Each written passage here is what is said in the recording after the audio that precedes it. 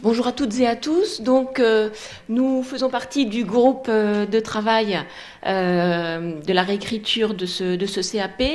Donc, moi, je suis Sophie Pommier, inspectrice économie-gestion Académie de Normandie, et je suis en charge des filières du tertiaire commercial pour la partie ex-Académie de Caen. Je vais laisser mes deux collègues se présenter et ensuite, on va vous expliquer un petit peu l'objet de notre intervention. Bonjour à tous, je suis Marie Lair, professeure d'économie-gestion au lycée polyvalent Leclerc-Navarre d'Alençon, dans l'Orne, Académie de Normandie, et en charge d'élèves de CAP, une section complète.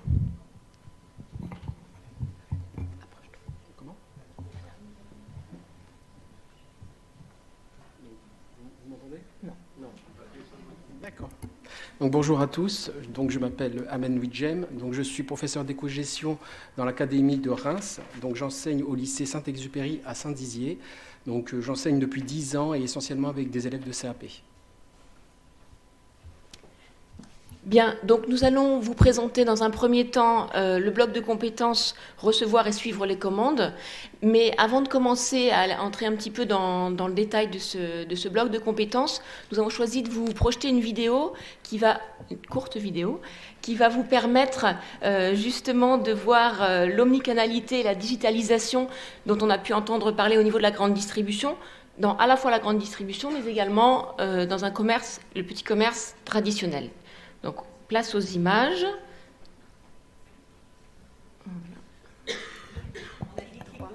Oui, on a dit clic droit. C'est celui-là, oui, c'est ça.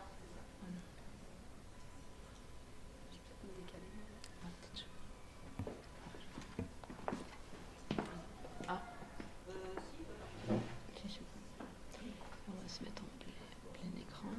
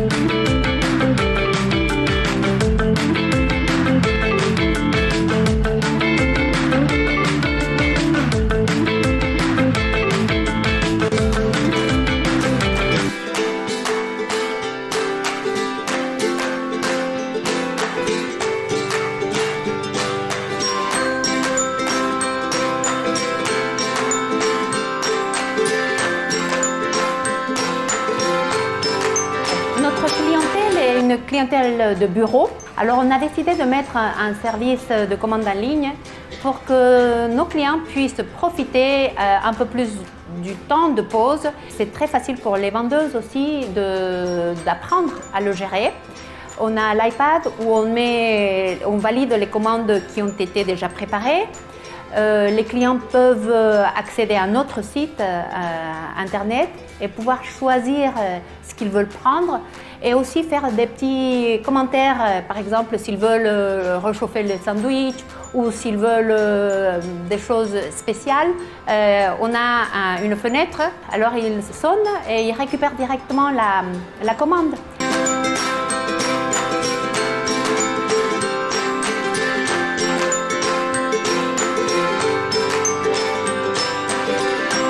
Je m'appelle Sarah et je travaille au pain boulanger. Donc voilà, donc nous avons une commande internet qui arrive sur la tablette, un ticket sort sur ce moniteur, la commande sur le sachet et nous préparons la commande. Il y aura un sandwich mixte et nous la mettons au frigo quand le client viendra la chercher. Je commande souvent en ligne environ 2 fois par semaine. L'avantage de commander en ligne, c'est de ne pas faire la queue parce qu'il y a du monde à midi et c'est que c'est rapide. Je l'ai recommandé à plusieurs personnes et certaines personnes aussi m'ont demandé comment je faisais pour passer plus rapidement avec ma commande.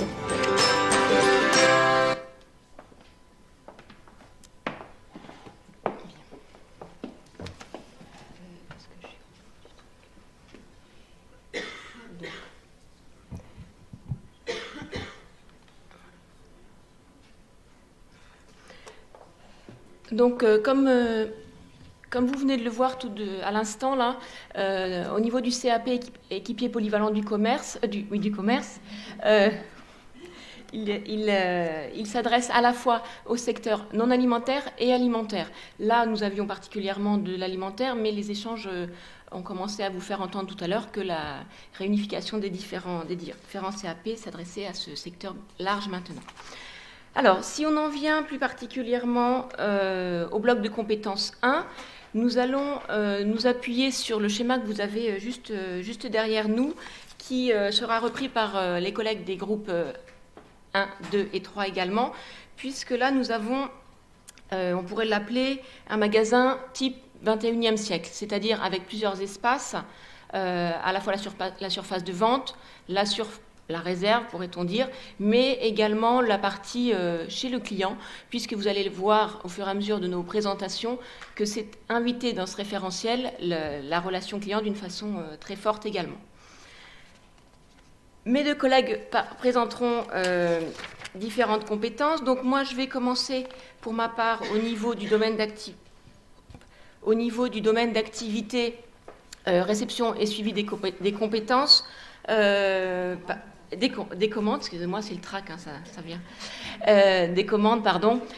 Par vous dire que sur la compétence participation à la passation des commandes fournisseurs, les éléments nouveaux ne sont pas très, très importants par rapport à ce qui va venir au niveau de la suite. Donc, ce que je tenais à dire, nous, pour notre groupe, par rapport au guide d'accompagnement pédagogique que vous verrez ultérieurement, ce qui a été mis en avant, ce sont particulièrement des contextes qui sont dans un domaine omnicanal, ça on l'a bien compris. On a également des commandes qui vont être envisagées par rapport à la passation de commandes auprès du fournisseur d'une part, mais également des commandes passées par le client. Donc cette partie-là va être plus développée, vous allez le voir tout de suite. Et le degré de participation de notre titulaire du CAP, lui, va également évoluer, fonction de l'endroit dans lequel il réalise sa PFMP. Et à partir des compétences qu'il aura développées dans l'entreprise, il sera nécessaire en établissement de justement proposer un parcours à cet élève de formation personnalisé, notamment avec des logiciels de stock, par exemple, puisque les compétences qu'il aura développées ne seront pas les mêmes en fonction des entreprises dans lesquelles il aura effectué ses PFMP. Éléments concernant la participation à la passation des commandes fournisseurs, ce que je vous développe maintenant. Madame Benac a parlé tout à l'heure de la co-intervention et effectivement, dans le guide d'accompagnement pédagogique est notifié plusieurs possibilités, dont une que je vais mettre en avant ici concernant la co-intervention mathématique. Par exemple, lire et interpréter les données, représenter des tableaux, des graphiques calculés. Ça, c'est une possibilités que l'on va retrouver dans cette grande compétence de ce bloc 1, mais également en français, par exemple, lire et écrire le métier. Les ressources pédagogiques qui peuvent être utilisées, je l'ai dit tout à l'heure, sont particulièrement les logiciels de gestion de stock, ainsi que les documents d'entreprise pour cette grande compétence qu'est la participation à la passation des commandes fournisseurs. Je laisse maintenant la parole à Marie pour la suite.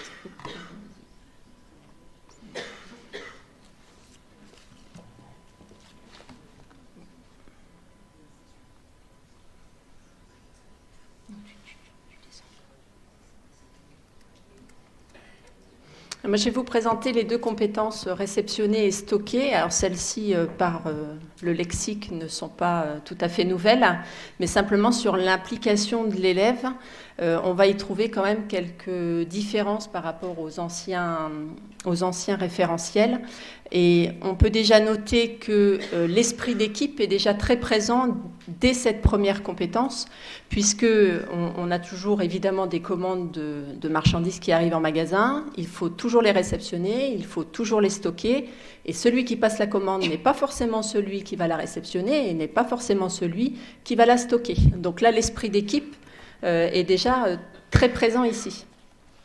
Donc dans la compétence réception marchandise, on y trouvera évidemment les différents contrôles qualitatifs et quantitatifs que l'on connaît déjà, mais simplement on va permettre au titulaire du CAP de valider la réception marchandise. Après ces contrôles, il devra bien évidemment informer de certaines anomalies et aller jusqu'à la validation de la réception sur, par exemple, un logiciel de gestion de stock. On y trouvera évidemment sur la compétence réception tout ce qui est gestes et postures, l'utilisation des engins de manutention, très demandé par les professionnels du secteur du commerce. Il est évident que à la fois les stagiaires mais aussi les salariés se blessent régulièrement, ce qui évidemment a un coût pour l'entreprise, et il nous est vraiment demandé de former nos élèves à la prévention de toutes ces gestes et postures. Donc les différentes étapes de la réception, vous avez en face de vous à la fois des photos d'élèves qui sont mis en situation réelle sur votre gauche, mais aussi de la réception de produits frais avec notamment une prise de température à l'entrée des marchandises qui est extrêmement importante pour l'entreprise, savoir lire une température et savoir la noter au bon endroit, ce qui n'était pas forcément toujours fait ici avec les anciens référentiels. On voit sur les différentes photos que vous avez sur votre gauche l'utilisation d'engins de manutention, notamment une table élévatrice ici. Donc gestes et postures, évidemment, je l'ai dit, et puis le respect de la chaîne du froid avec ce que ça peut, les risques encourus à la fois pour le salarié, mais aussi à la fois par le responsable du magasin en cas de non-respect de ces règles d'hygiène. Il est important que l'élève, mais aussi le titulaire évidemment, se rende compte que les différents documents commerciaux sont tous liés les uns aux autres et que la facture, elle dépend évidemment de la commande, mais elle dépend aussi de la validation de la réception. Donc faire le lien avec l'élève à l'aide d'un logiciel de gestion de stock est important. On passe du bon de commande vers le bon de livraison, puis après vers la facture. Même si on sait, quand on questionne nos élèves sur leur mode de pratique personnelle, sur leur commande par Internet, on commande et on paye tout de suite et on réceptionne après. En entreprise, on a plutôt ce schéma classique du bon de commande, bon de livraison et facture. Et évidemment, on enregistre la réception sur ce logiciel. Quelques copies d'écran, je ne sais pas si vous les voyez dans le détail, mais l'essentiel est bien de vous montrer que l'élève peut, à travers un logiciel réel, un logiciel de professionnel, de façon assez simple, créer lui-même sa commande à partir d'un fichier producteur. Ici, je ne sais pas si vous arrivez à lire, mais c'est un fichier de producteurs locaux. Donc l'élève va choisir son producteur, va demander au logiciel de créer une nouvelle commande. Il va sélectionner le fournisseur à qui il veut passer une commande. Il va aller rechercher toutes les références des produits disponibles dans un fichier produit, ce qui est relativement simple. Il va évidemment choisir les références, noter la quantité, dans ce tableau. Et on peut noter qu'il n'y a rien à écrire. Il suffit juste de cliquer sur les lignes qui correspondent, ce qui enlève aussi, pour rebondir tout à l'heure à la prise en charge du handicap, des élèves qui seraient 10 lexiques, 10 praxiques, 10 orthographiques, on leur enlève quand même le passage à l'écrit, grâce à ce logiciel de gestion. Vous avez ici en bas des indicateurs de montants hors taxes, de TVA, de net à payer, qui peuvent être aussi retravaillés en co-intervention maths, par exemple. Une fois que la commande est passée, ça peut être l'élève A qui passe la commande, l'élève B va réceptionner sa marchandise, va aller rechercher la commande sur son fichier de commande, retrouver sa commande et la transformer en bon de livraison. Il la transforme en bon de livraison et tout ça par des clics très simples. Et il va renseigner la date de réception de la marchandise, il va retrouver les quantités qui ont été commandées et changer la quantité s'il y a lieu. La référence a été livrée ou pas, et si la quantité a été juste ou pas. Ce qui veut dire qu'à la fin, l'élève va bien comprendre que le travail qui a été fait par le passeur de commande, j'ai envie de dire, et son travail à lui de réception, tout ça c'est lié. Si l'un fait mal le travail, ça enclenche évidemment une différence une difficulté avec le deuxième élève qui va réceptionner la marchandise. Donc on a ici un bon de commande qui a été mis en relation avec un bon de livraison d'un producteur local ici pour l'exemple, d'accord, qui est encore manuel, donc on peut s'apercevoir quand même la digitalisation n'est pas partout, notamment pour les petits artisans ou les artisans tout court. Et donc après, sortira son bon de réception. Tout ça par un logiciel de stock, de façon relativement aisée. Donc voilà pour ce qui est de la réception marchandise, c'est le grand changement en fait de ce nouveau référentiel. Après cette marchandise, il faut la stocker. Et il faut la stocker évidemment en choisissant les bonnes règles de stockage, le bon matériel, à la fois les meubles de stockage, comme avant, et aussi les différents matériels de manutention. Table élévatrice, diable, roll, on peut aussi utiliser différentes sortes de cutters et se faire aider pour ça par des partenaires qui sont extrêmement riches dans les académies, les référents enseignement, sécurité, santé au travail par exemple, et la CARSAT qui peuvent vraiment nous accompagner là-dessus.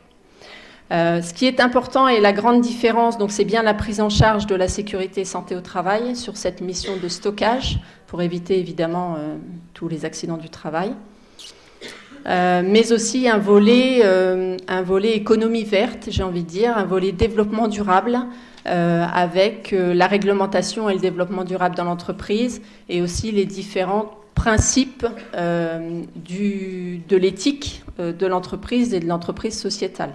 Donc c'est vraiment permettre à l'élève de construire son identité de salarié citoyen et de le faire réfléchir sur le tri sélectif, le développement durable, etc. Et puis pour tout ce qui est alimentaire et même non alimentaire, leur permettre de découvrir la loi anti-gaspillage. On a aussi le dernier volet du stockage des marchandises, tout ce qui est système d'antivol, alors avec les différents antivols que l'on trouve régulièrement sur le marché et toutes leurs évolutions. Pour cela, les puces RFID, etc., les portiques sont toujours encore d'actualité dans les entreprises. Alors, je passe la parole à Ahmed qui va vous parler de la préparation des commandes destinées aux clients. Alors, donc pour le coup, préparer les commandes destinées aux clients, c'est une vraie nouvelle compétence qui a toute sa place dans le parcours omnicanal du client.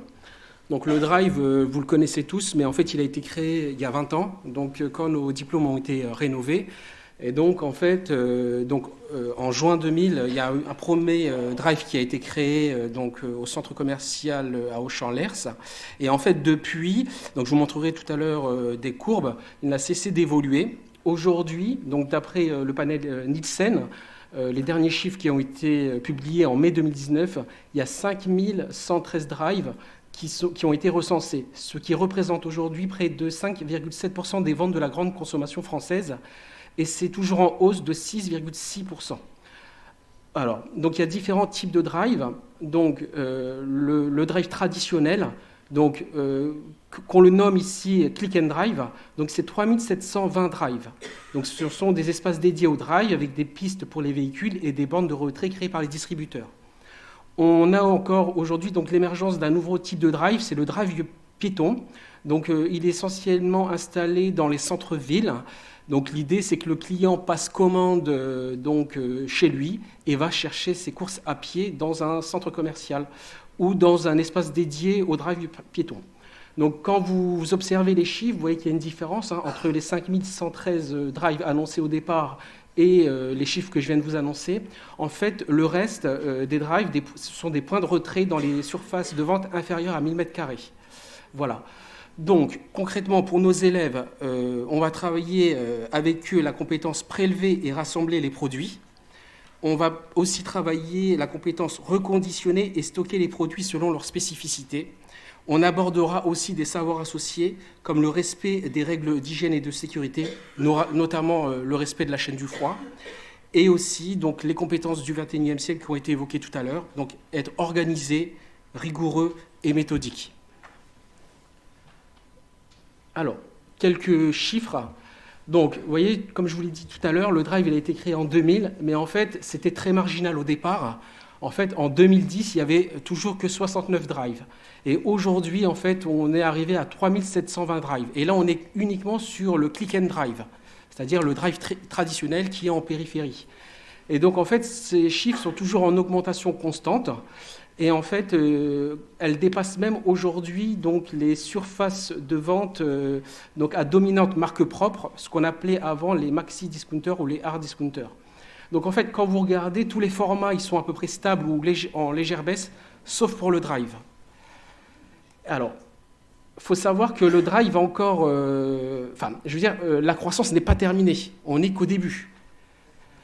Sachant que, par exemple, uniquement pour le drive piéton, en fait, aujourd'hui, on a 104 drives et en fait, pour Leclerc, ils envisagent de faire 80 drives uniquement sur la région parisienne pour les 4 ans à venir.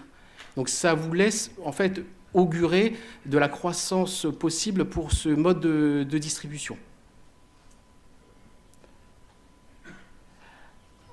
Donc ensuite, dans la préparation des commandes destinées aux clients, nous avons encore donc, le click and collect, que vous connaissez tous, et l'e-réservation.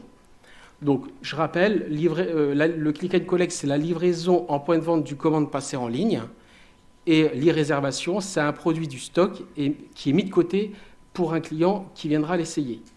Donc, d'après la FEVAD, quand un client vient chercher un colis, en fait, il y a 33% des e-clients qui profitent de ce passage en point de vente pour acheter un nouveau produit.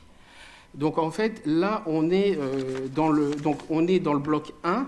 Si vous voulez, chaque bloc a sa spécificité, mais en fait, une fois que le client sera pris en charge par un vendeur pour exercer une vente au rebond ou pour faire une vente complémentaire, on sera sur le bloc 3. Donc voilà, c'est pour ça qu'il y a des liens et des passerelles entre les blocs. Donc là, je vous ai mis un petit schéma représentatif, mais bon, je vais pas le détailler. Alors ensuite, on est sur autre chose, donc le ship from store. Donc là, c'est quelque chose de très très important et qui va être vraiment, dans les prochaines années, l'avenir du commerce. Alors, je vais m'expliquer. Donc en fait, le ship from store, c'est transformer en centre logistique chaque point de vente du réseau. Donc, afin d'unifier le stock pour l'ensemble des points de vente physiques et virtuels. Donc, je vous ai mis 2 exemples illustratifs. Premier exemple, un client se rend sur le site e-commerce et fait un achat. Si le produit est en stock, on va lui expédier sa commande. En revanche, si ce n'est pas le cas, il y a rupture de stock. Avec le ship from store, tous les stocks sont unifiés. Donc, s'il y a rupture de stock au niveau du site e-commerce, en fait, c'est un point de vente qui va se charger directement d'envoyer la commande au client. Deuxième situation, donc un client se rend dans un point de vente, le produit est en rupture de stock. Donc là, un vendeur va pouvoir commander sur le site internet ou sur un outil. Et c'est une autre boutique d'une autre ville qui va se charger d'envoyer la commande au client. Donc nos élèves vont être chargés de préparer les différentes commandes et de les expédier. Donc, j'ai plus trop le temps, je crois. D'accord. Donc voilà, donc l'idée, c'est d'éviter les ruptures de stock et d'augmenter la satisfaction des clients. Voilà, merci.